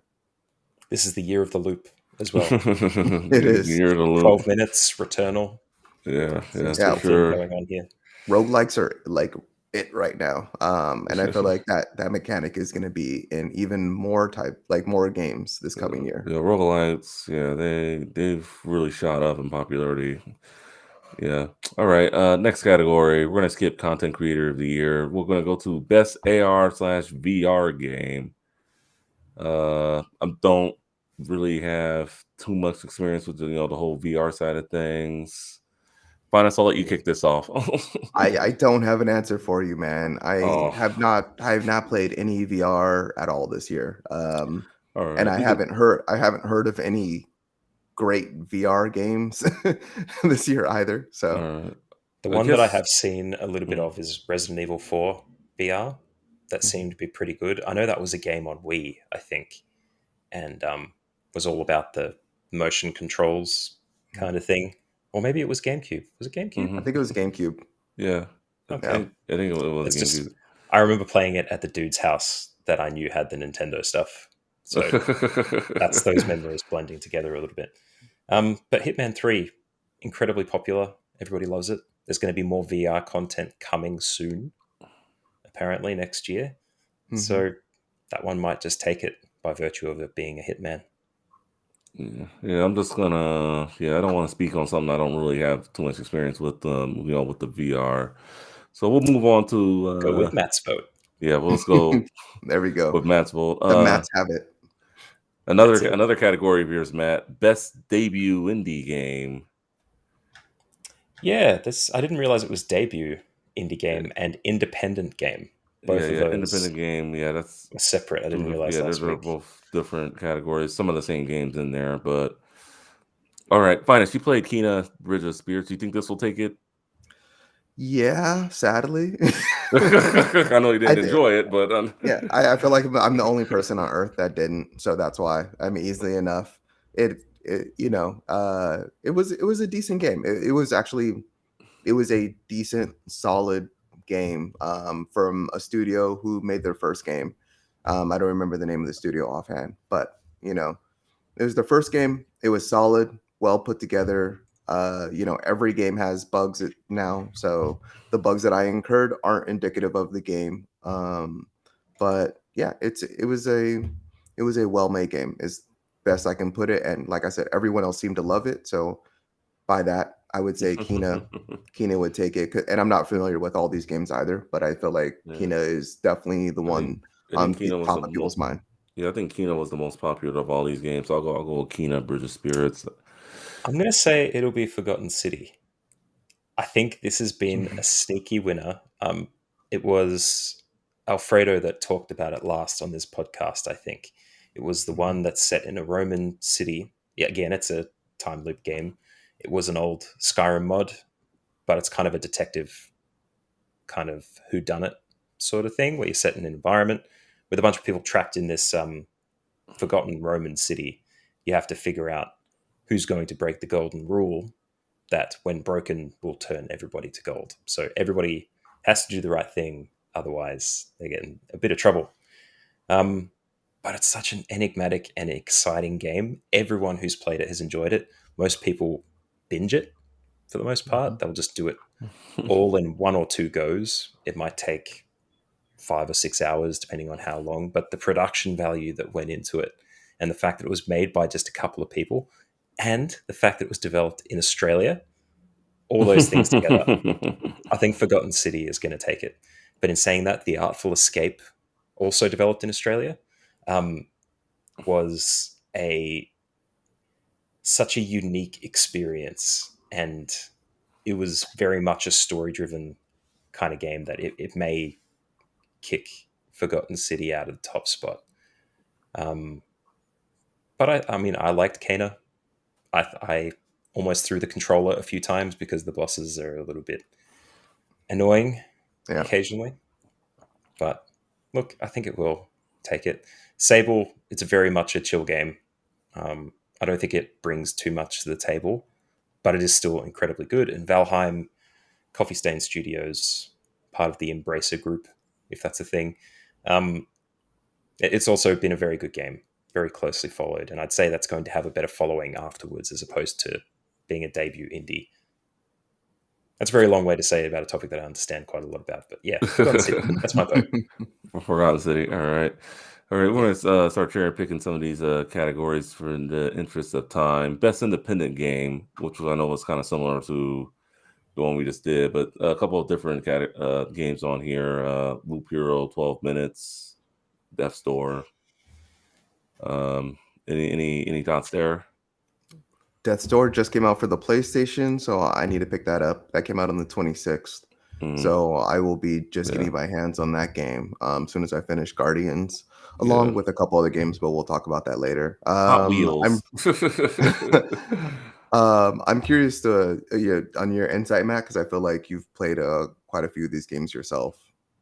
Yeah, again, this is the one that set me off last week on my massive tirade, and I probably didn't end up talking about it specifically. Look, 12 minutes won't get it. It should be in contention, but I don't think it will, only because of the bad reviews that came out of the industry at the time. Um, Loop Hero was very interesting, but I think it's probably largely forgotten. Death Door was great. I've been telling you my entire time on this podcast that it's going to be up there for contention to some degree. Kana, again, very strong contender, but I think Inscription will take this one just because unilaterally popular. People drop off after a little bit of the game, but as I talked about last week, if you can capture people in a gameplay mechanic that they enjoy and then they drop off once the game changes, you're going to have people left with a better taste in their mouth than if they drop off at the very beginning. So even if no one played it all the way through, even if no one dives into the entire fourth wall breaking meta aspect of it and unwraps the entire story, which I guarantee you is huge, I think Inscription will take it. It's really Do you excellent. guys feel like Inscription came out of nowhere? Do you feel like it just came out of like left field and and really captured the conversation. Definitely Yeah, did. yeah, definitely. I I heard think about it so. after it came out, and Yeah. I I would like think. this guy's games. Daniel Mullen's games are really funny. I think I might have talked about it in the podcast before, but Pony Island is very amusing. It's kind of Mm, fourth wall breaking as well, where you play as a pony jumping through 2D environments to scale hurdles, and it eventually becomes way more than that. You're kind of trying to break into an arcade cabinet and delete the devil who has overtaken it as a virus in the system. It's a really weird one, very much in the same line as this, but he's not the kind of guy who markets his games for 6 months before they come out. He's the guy who drops it and goes, "Look at this cool stuff. It's like it's so woke, yeah, bro." there was no big like real promotion around this game, so yeah, kind of to me it kind of did come out of left field. Like no one was really talking about it when it came out or But there was anything. some. Like before, Maybe a there little was an bit. ARG. They Uh-huh. released, I think it was in September. They released a bunch of videos on YouTube that were building out this environment with a bunch of puzzles for people to unwrap, and that's what ARGs usually do. Hmm. That they're Mm. real world puzzles for people to tantalize them and maybe give them something a bit extra when they get to the game. But in this case, I hadn't heard anything about it, and I thought I would have, considering the circles I roll in. It's All just one of those right. things. All right, so definitely so yeah, Inscription's my pick for best independent game. Also, So you guys should play it again. I keep mm, setting you guys homework, but yeah, you should pick it up if you can get yeah, it for cheap. It's pretty yeah, cheap, I think. I'll definitely look into it. I got a different way I can definitely look into it. All right, so we're gonna I had my next You got a different way. Okay. yeah, yeah, well, I mean, I didn't mean well, I mean, I'll tell you like when we get to that point. All right. Couple Yeah, more man. categories. Best ongoing game. Apex Legends, Call of Duty Warzone, Final Fantasy 14, Genshin Impact, or Fortnite. I'm sorry, what category was this again? Best ongoing game. Mm, Thinking time. um, man, I'm gonna say Final Fantasy 14 for this particular one. Man, or Genshin Impact. I don't know. I'm gonna go ahead and say Genshin Impact. Actually, I'm changing my mind, switching it up. I was gonna say Final Fantasy 14 because of that whole Yeah, story where just came out. It was a horrible game, or yeah. actually, they delayed they delayed the release. I gotta remember. Anyway, It was they developed it, then they trashed it, but they re-released and fed that Yeah, into they the story, right? re-released it yeah, or and then it's just something. had Yeah. constant updates and only has gotten progressively better. And then there's more users ever now Mm. than there's ever been. So yeah, and I like that. I played a little bit of it, but like I haven't played like all through all those expansions. I got to like level 30 or something through like the free play and just dropped off. But the story I hear is incredible. Everything up Mm. until now. Yeah, and that community is just wonderful. They're so helpful and willing to just guide you through that story and everything. But that being said, Genshin Impact is like the ultimate gotcha game. It being out on mobile was really big. Its graphics are, that anime graphic style it looks really good, even on mobile. And then just when it came out, it was kind of a phenom. It's like everyone's like, "Oh, Zelda clone, Zelda clone," and then people actually got their hands on it, and it was not a Zelda That's clone. all It the no, definitely, it wasn't. yeah, No. it definitely takes aspects like the climbing, free climbing, and stuff like that from Zelda. The glider system and stuff like that. It definitely borrows that from Zelda. But all that being said, Genshin Impact has released constant updates. I mean, you don't have to buy into any microtransactions. It doesn't really force you, it doesn't push too hard with that. And it's free to play. And this game is so massive, and they're gonna release so much more content for just the masses. I think that speaks a lot to this developer and what they're doing. So Genshin Impact is definitely my go-to on this one. Awesome. Genshin Impact. All right. I think for me, I would have to go Fortnite. Too many kids. Mhm. Too many kids, but I mean, What Well, they're about you, doing cool Matt? stuff with it too. Mhm. With Fortnite, they're Yeah. they're bringing in music festivals and Mhm. museum exhibits. Too much Yeah. controversy, but Yeah. They you keep know making it they're doing fresh. a Yeah, they yeah, keep making it fresh. I will give them that. All yeah, right. Best. All right. Last two categories. Best multiplayer game. multiplayer game. So we got Multiplayer. Back for Blood, Knockout City, It Takes Two, Monster Hunter Rise, New World, and Valheim.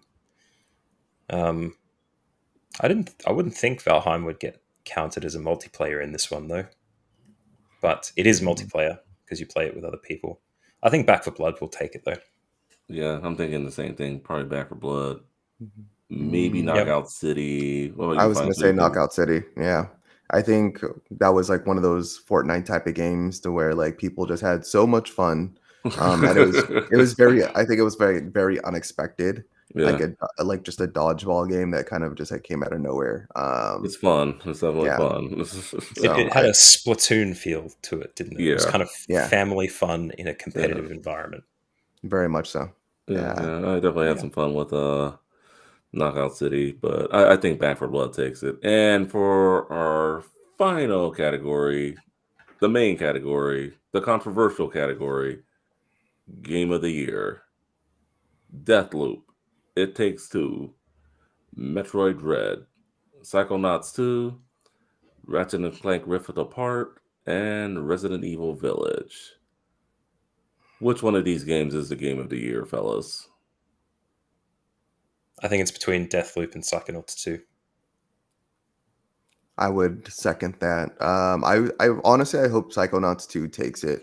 I think I think if Psychonauts 2 were to take it, I think that would be like the least contentious about it. I think everyone would be so excited for Double Fine in that respect. Yeah, I'll be realistic. I mean, I would like to see Metro Dread win it, but it's either going to be Deathloop or Psychonauts 2. I'm really leaning towards Psychonauts 2, but we'll have to wait and see. But No, I don't think Metroid was like I mean, you tell me, but I don't think Metroid was anything like revolutionary from Nintendo. I like no, no, for a game that took I don't even know, like 8 years or however long that development cycle took. Like, it was a long it's been a long time since we've got a Metroid. yeah, For it and has been. for what it was, I just, I know they scrapped it and then they started over again on it. But for a game that like everyone waited for so long for, I would have just expected more. And I think that was part of the issue is what they tried to be creative and they tried to think of Metroid in different ways, and none of those ways were working out. So they Mm. just went back to the drawing board. They're like, "All right, 2D platformer, here we go. we're we're bringing back Metroid Dread because Metroid Dread was a title that they were going to release for you know the Metroid series years and years ago that they Yeah, announced during E3, like in yeah, yeah, like quite a while ago. yeah. I mean, yeah, we'll see what happens there. But I mean, I know it. I know it won't win. Matt, Game of the Year, Psychonauts 2 or Deathloop. Psychonauts. Okay, Yeah, all right. that's the two I Okay. reckon. Look, I can't pick between the two because I think Deathloop has the following, came out to a massive release. It's Mhm. got a lot of people that enjoyed it, Mm, but Psychonauts 2 has the artistic direction. It's got The all of story. that. Yep. Yeah, the history behind it, where Double Fine had yeah. to spend a lot of money to get that stuff out. It's got so many people involved. Just yeah, I think could be easily be either of those two. To be honest, I don't think It Takes Two belongs on Game of the Year, but No, I don't No, think so not either. all. Yeah, same I here. think it was an innovative in the way like like it's a game about divorce. yes, So I think the way it brings that relationship couple and working together into a game is like innovative in the way, I don't think it's ever been done. Mhm. um but in terms of like top tier games that have come out this year, maybe not the right category for this particular game. Yeah, no, and it no. feels like there'd be bigger games that came out that might be better for Game of the Year, right? Yeah. There's got to be some, right? I don't know. I don't know. I don't know. I mean, Inscription would be one. Yeah, If Inscription possibly. got Game of the Year, I wouldn't be surprised. Well, Yeah. yeah. I mean, everyone wanted Forza on Forza, here. yeah, Forza. A lot of people thought that was a big snub. If And whenever we see the player's voice, I mean, I think that wins that category, either that or Inscription, perhaps. not that I think Marvel's Guardians of the Galaxy should win, Mhm. but I think it should have been in this category. Okay. I really do think it was one of the best games that came out this year. All right. So Well, I got it Yeah. right here, so we'll have to wait and see. All right. Awesome. All right. Glad to have gotten your thoughts on the game of the year. Definitely, we will. I'm not sure if we're going to be streaming it live. Maybe, maybe not. I don't want to make any promises we can't keep, but we will definitely be talking about it after the awards are announced. So hopefully we can get the whole crew on that show that day, and we can talk about our reaction to the award show, and definitely debate on what should have won, and what game we'll play next and all that stuff. So it'll be a great discussion. I can't wait for it. So thank you, fellas, for that. All right, the release rundown and what we're playing and / what we picked up. So there were a few games that came out this past week. On the 23rd, we had the Disney Classic Games Collection, which came out for the Xbox One and the Switch. We also had Lego Builder's Journey, which came out for the Xbox console, Series X and S, Xbox One. On the 29th, we have Oddworld Soulstorm coming out for the Xbox consoles again, Xbox Series X and S, Xbox One. November 30th, we have two games coming out that day. Beyond a Steel Sky, and for the PS5, Xbox Series X and S, PS4, Xbox One, Switch, pretty much everything but PC. And then Evil Genius 2 World Domination for the PS5, Xbox Series X and S, PlayStation 4, and Xbox 360. Yeah, that's good. I don't think it was a typo. I know I wouldn't type in that. All right. Let's see. December 2nd, we have two games coming out. Fights in Tight Spaces for pretty wow. much the Xbox Series. Yeah, I don't know, like Fights in Tights. That's what I'm thinking, but I don't know. Xbox Series X and S, Xbox One, PC. Solar Ash for the PS5, PS4, and PC. December 3rd, we got Chorus. We talked about this earlier, coming out for the PS5, Xbox Series X and S, Xbox One, Stadia, and PC. Pretty much everything but the Switch there. And then, speaking of the Switch, also on December 3rd, we have a pair of Switch games coming out. Danganronpa Decadence and Danganronpa. I can't pronounce it. It's okay. It's okay. S and S for Ultimate Summer Camp, which is coming out for Switch. Any of these games, anyone should be on the lookout for, fellas? Solar Ash, Solar by the Ash. makers of Hyperlight Mhm. Drifter. Mhm. Very keen to see how that one goes. All right. Yeah.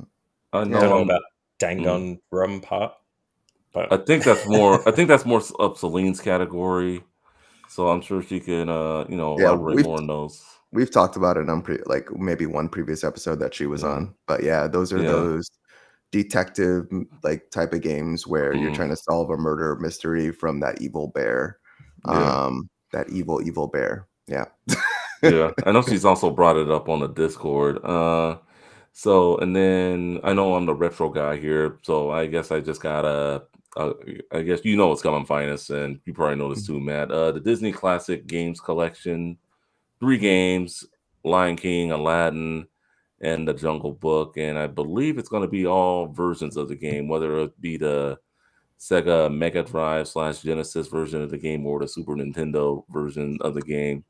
3 games. It's a good deal. It's going to be coming to the PlayStation consoles later on in December. So, if you guys want it, if you guys play on PlayStation, you just wait a little bit. But I mean, I think it's a good collection of games, in my opinion. I yeah, mean, I've if heard you, things about Lion King. mhm. Is that one of the hardest ones to try Yes, and Yeah, it is. beat? yeah. Yeah. That Yeah, game is hard. No it's joke. awesome. Yeah, Aladdin was actually a really great game. So I can give that one the thumbs up. But as far as like repurchasing this collection to replay those games, some things are just meant to like stay in your memory and just like enjoy the thought of them, and you don't necessarily need to play it again. Because yeah, if I played these games again, I would just be upset out of frustration. The These Lion are King, especially the Lion yeah. King. Lion King was a hard game, but for you Disney fans out there, there you guys go. All right, I'm so gonna our I'm gonna recommend as well Oddworld mm, Soulstorm. It's an old one. mm, I think there was an Oddworld game that came out this year or last year. I can't remember what the name of it was, but I think Soulstorm is the older one. When it came out at the time, uh, Abe's Odyssey and Abe's Exodus, both of those games were quite predictable for the time. But there's not many games like that these days. It has a very particular style, the art style and the way it's played. It's it looks like a platformer, but you wouldn't call it a platformer. Mm-mm. If there's anyone curious about it that wants to investigate something a little bit new, jump on Oddworld Soulstorm and give it a go. It's a very interesting story, very creepy, and noises you'll be making on your way to the bathroom and back again that are very quite And unusual. I find that one interesting because that one's on Xbox also, right? yeah, Which is very, Yeah. very interesting considering all the Oddworld games previously were PlayStation exclusives, weren't they? Like yeah, yeah, I yeah. I know think it's one of one them that's eventually came to the Xbox, but But their it's start was on PC. mm-hmm. oh, okay. Yeah, Yeah, Stop that's anyway. that's when those games came out the first time. yeah. Okay. So yeah, I think it's one of the exclusives that PlayStation is losing, but it's always been on PC, so that's pretty good. Well, thanks for the recommendations for the games coming out this week. So that's my favorite part of the show. What are we playing? Or I guess in this case, what did we buy on Black Friday? Or what are we going to buy on Cyber Monday? Um, That's a I'm gonna lot. be. I always hang out for deals with Game Pass. I try to hang out a little bit less and just see what rolls in. Um, a game that I did try, but I dropped almost immediately was they always run, Okay. which I'm not sure if it came out on consoles. Did come out on PC, but I tried it for about an hour. It just didn't click with me that well. It's a you play a character in a 2D platforming environment that has a third arm. So you have your regular fighting, and it's mostly based on parries, but you can use the third stick to like do stuff with that third arm that's coming out of your back, and it might be punching things or breaking down obstacles. But it seemed to be have a bounty hunter aesthetic. But the gameplay just what didn't hit me that well. So if you're going to pick it up, give it a go, but make sure you hit that 2 hour under that 2 hour window before you decide if you want to hit it on Steam. I'm not sure if it's on console again. Um, and I picked up Deathloop last week in the Black Friday sales, but I really haven't picked up much else.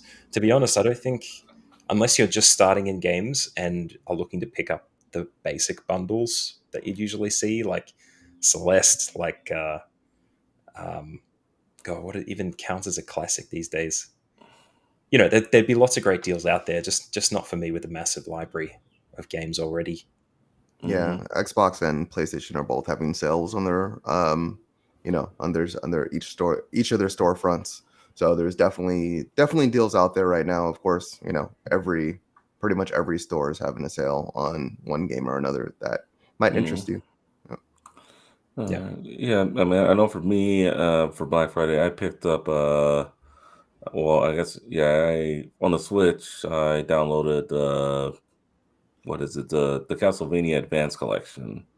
Hmm. That dropped down to $15. I had to pick that one up, and then I got Marvel Guardians of the Galaxy, which I will give a try. But I was telling Matt before the podcast when you were getting ready, Finest. Since I have an Xbox One that I haven't been doing too much with. I bit the bullet and I got Game Pass. So We I talked you into it finally. yeah, well, I How mean, much was it? well, $1 for the first month. $1, folks. That's enough. So yeah, that's enough money. So yeah, I got it and I downloaded the game. I played this old arena shooter on it called Xeno Crisis. It's retro inspired off of games like Super Smash TV if you guys remember that game, like the old arcade shooter or whatever. I feel like I remember the name of this game. I'm trying to Yeah, think what it was Smash in my TV. head.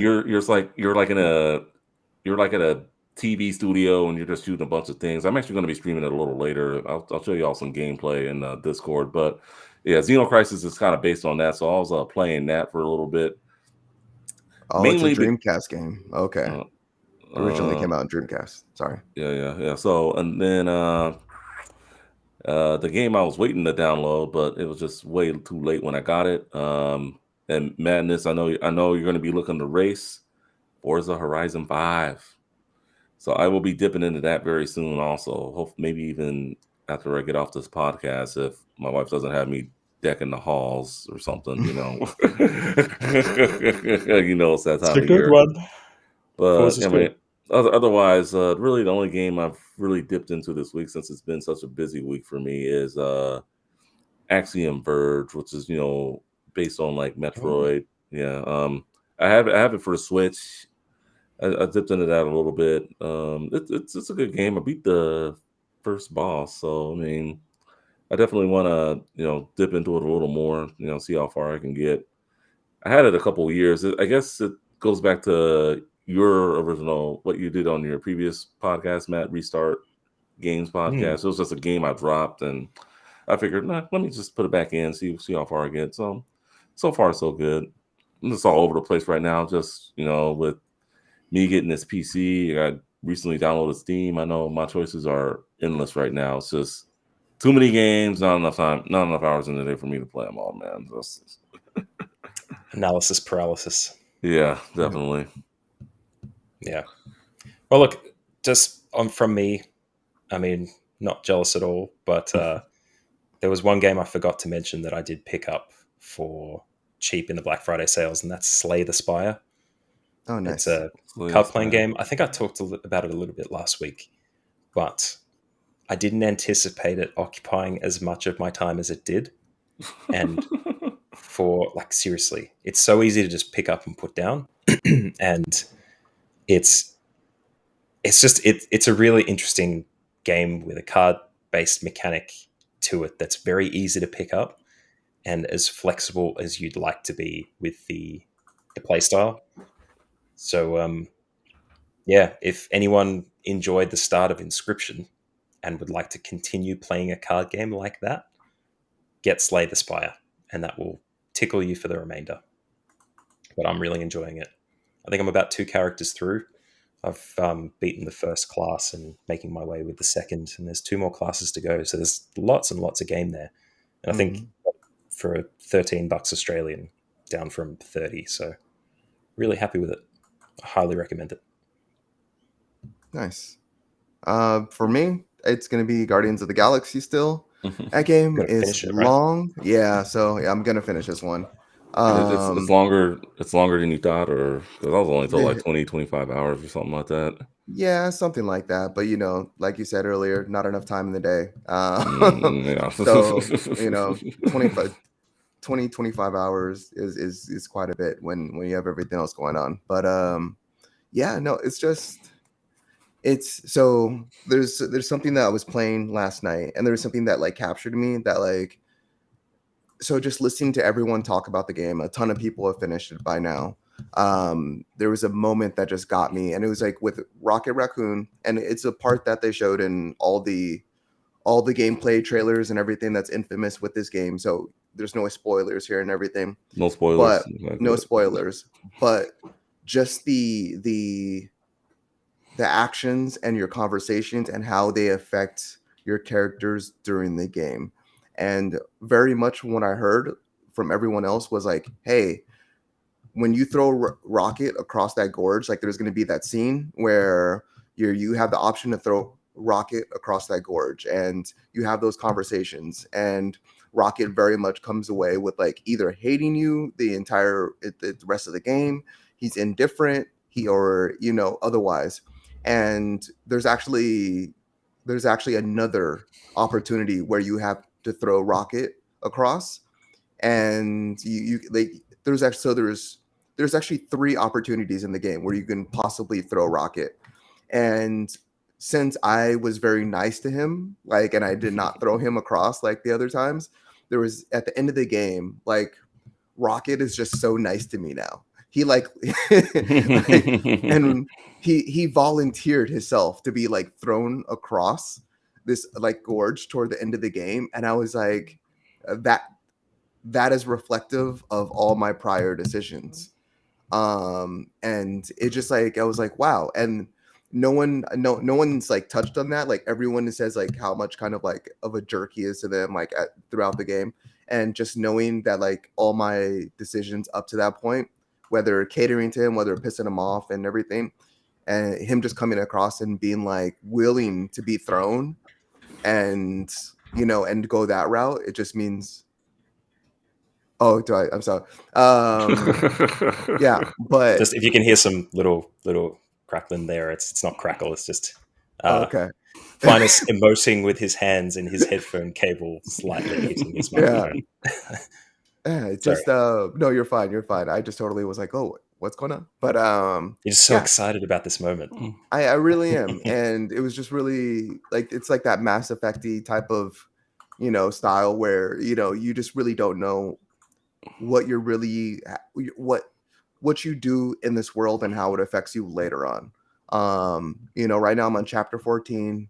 There's a lot of talking in the game, but at this point, like it's really about the talking, and it's really about that bond that you weave in between these characters. So much so. And yeah, it's the fighting's fine, the gameplay's fine. I like almost have all my abilities. I'm just missing a couple for Groot.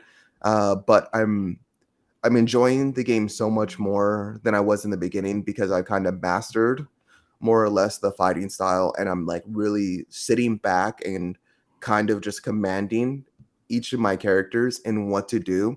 And now that I know like their powers and how they feed to the fighting and the gameplay, I'm just a beast. I'm a beast as a commander. And I know when to use huddles like now, and I know when not to use huddles. And I know a lot of people would trigger them on accident, but I'm very thoughtful in the way that I use mine. And when you complete a huddle, you get those buffs to allow you to become stronger. So I'm really looking forward. There's only 16 chapters in the game. I only have 2 more chapters left. And yeah, I'm really curious to see how this kind of all pans out and how these relationships continue to evolve. I really like Guardians of the Galaxy. Best game I've played in a while in terms of story. And soundtrack's awesome, of course, but everyone already knows that. So yeah, I can't wait to be jamming out to that music while I'm playing that game. All right, so thank you all for sharing what we have been playing. And with that being said, we're gonna put this episode to a close. So you got Wait, one more hold thing? on. Before we do, All I right. just need to say an article that I was just notified about from Google News on my phone. I just read a small snippet of the headline, and I had to read out the entirety just because it's relevant here. Resident Evil Village is an awful game and not Game of the Year worthy. Okay. All right. Damn. So many articles out there loaded about this stuff now. Like people are getting up in arms. Well, people are kind of upset about that joystick award. So I mean, we'll see. Yeah. We'll see what happens comes December. Yeah. In case people want to read it, by any chance, do you know what publication? It's not one that I would give too much merit, not to, of course, offend the people at Metro, but it's metro.co.uk. Okay. All right. Okay, Cool. Metro. If you do want to check out that article, there you go. Yeah, we'll link it in the show notes just in case. But all right. So thank you for sharing that. Any final thoughts, fellas? Nope.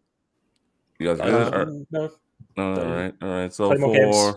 Play lots of games. Play more games. Yeah. That's definitely that season to be doing that. For Our View Gaming, Finance Dabs, Matthew Bliss. This is Justin Reed, aka Too Tall for You Fool, saying so long. Definitely support us on all our social media platforms. And thank you for listening. Thank you for watching. Bye now. See